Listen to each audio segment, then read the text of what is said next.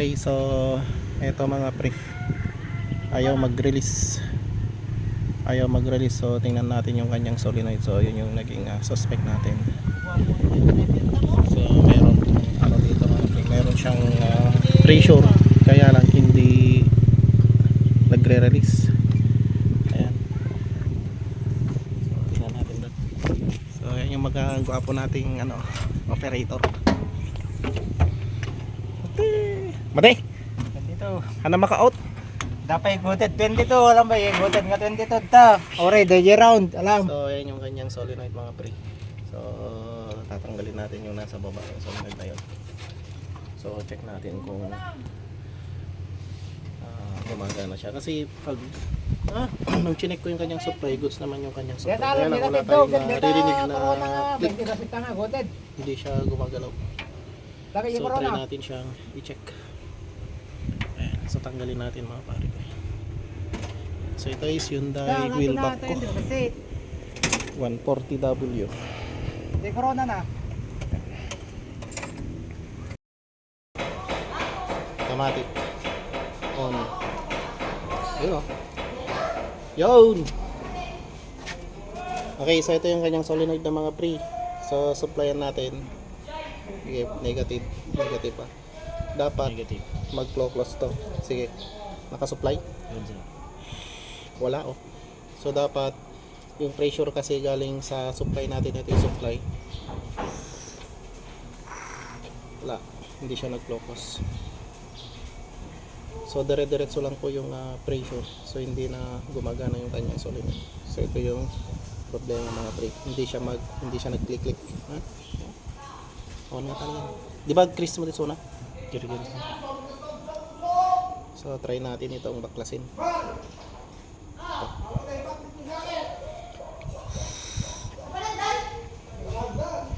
Napait. Nape. Awan talaga Brad. Mga puno sa guni. Dapat i-close na ko na ito. Basta na. So ito lang yung problem. No, wala tayong mabiling ganito, try natin i-rewind or check natin DJ Castar, AJ plunger na mga stack up nya. So yan mga pre, so ito yung naging sakit ng back ko, no? So ang nangyari dito mga pre, tools ko, tools baba. Ayan, so eto kapag umaandar yung makina natin, dire-diretso yung pressure niya. Okay, so ayan, baklasan natin yung ating solenoid mga pre. So ito siya. Ito lang yung naging sakit. So ang problema dito sa kanya ito walang problema mga pre. Walang problema. Ang naging problema lang is yung plunger dito. Yung plunger na maliit. So ito, nababaklas po ito mga pare ko. Yan. Tanggalin natin. Okay, so ito lang. Itong plunger na maliit na yan is stuck up siya doon sa kanyang hole na maliit. Ayun. So ito kasi, ito yung nagtutulak dito sa ating plunger para mag-open po siya pag ano. So ganyan. Or mag-close po siya. Kasi pag ganyan po is naka-open. So pag natulak po, naka-close po siya. So pag naka-close po siya, ini-stop niya po yung fluid or yung oil ten na dumiretso po sa ating bucket. So ngayon pag nag-stop po siya, magre-release po yung ating bucket. Ayan. So yun lang po naging problema nito. So ito, check lang natin ito.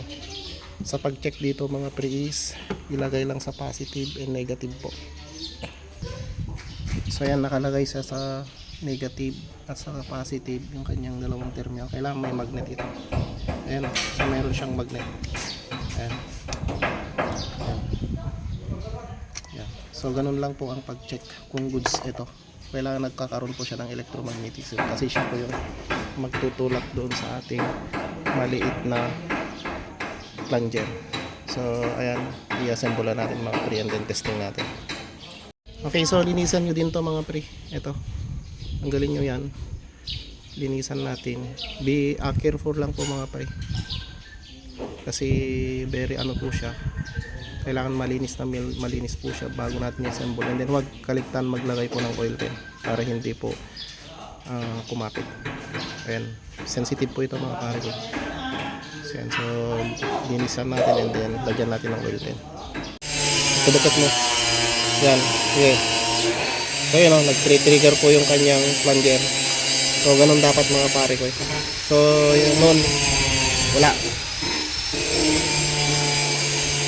Sige, bayod mo. Batam. Sige, kain mo. Batam. Kabil mo. Batam. Good sir. Irotak lang. So. Okay, so kabit na natin yung ating ginawa mga pre. So ito yung back ko natin. 140W na Hyundai. Yeah. Kabit mo man yung sakit na to. Tapos isulbong mo. Tapos testing natin. On off lang, pwede.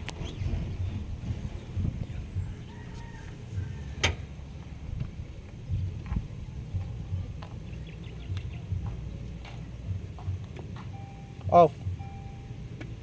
On. Okay. Goods. So ang kinokontrol nito mga pre is yung release ng ating bucket. Ayun. Release ng bucket. Ayun. Ayun na yung bucket yun.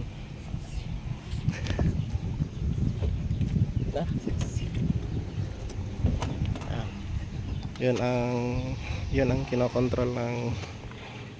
kinokontrol ng ating switch. So yan. Sa tila ko na mo kini ko rudo man di kita uring kita na patangton na. Ginagalaw yung Amo mo mapamagi na kadeta. Eto. Di kita lang di kita ni uring na patangton na. Nga lang pagbitak naman. yan pala. Nugayam ko dito. Nugayam hanga naka-switch. Naka dire-diretso lang tiwana. Dire-diretso lang ti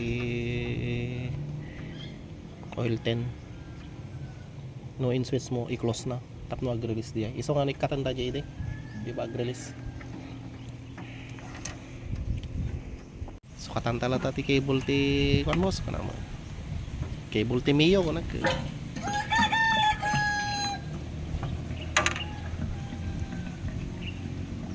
oil 10 yan mga pre. Oil 100. Amo mo lang na pag sinukat Brad.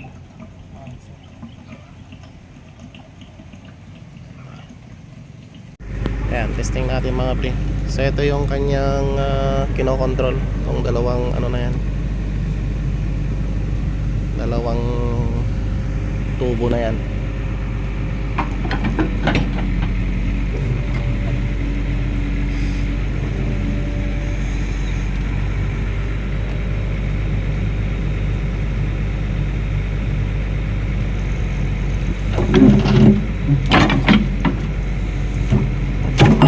Oh, yun.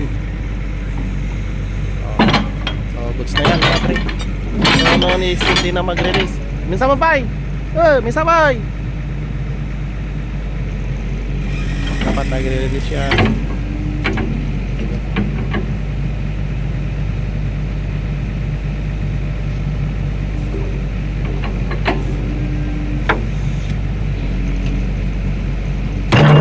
Ayun, no? Okay na. So, goods na mga pre. Pau.